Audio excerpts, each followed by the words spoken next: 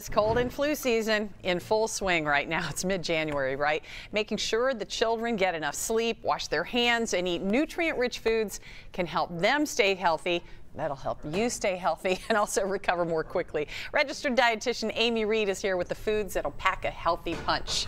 Good to see you, Amy. Hi. Ooh, 'tis the season. I know. Moms hate it when the kids get sick. It's just for so many reasons. Yes. So first you're going to talk about fruits and vegetables. What do those do for us to keep us well? So a lot of fruits and vegetables, they have antioxidants and phytonutrients, which are chemicals that they think are just beneficial for overall health.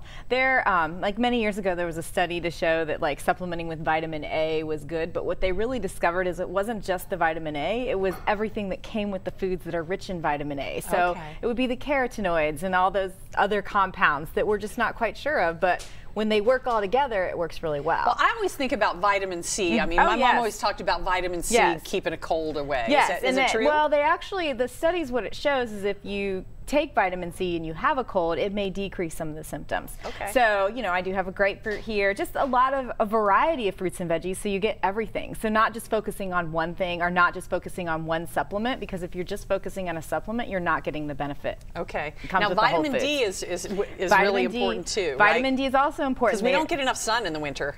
Especially in Cincinnati. It's gray here. But there's studies that show low vitamin D levels show that people are more susceptible to infections. So some of the foods that are going to have vitamin D in it would be salmon, canned tuna, egg yolks, mushrooms, and then a lot of foods are fortified with vitamin D. So like I have here this soy milk that is fortified with vitamin D, so just including something like that. And that vitamin D is one thing that I will say as a dietitian, I see a lot of people maybe don't get a lot of in their diet because it doesn't occur naturally in a lot of foods. So it's definitely something you might want to discuss with your child's pediatrician if you think a supplement is necessary. Okay. And what about probiotics? Well, there's a lot of misconception about that right now, but does it help keep us well? It helps your gut bacteria. So it might help maybe recover from a stomach bug quicker. It's going to give you a more diverse microbiome, which we're finding more about the microbiome all the time. But the foods that would be good in that would be like kefir or yogurt or even like a fermented food like sauerkraut. On some pickles, that might be popular with kids too. So, but kids will get sick. So the one thing is also knowing what to do when they do, and that's keeping them hydrated.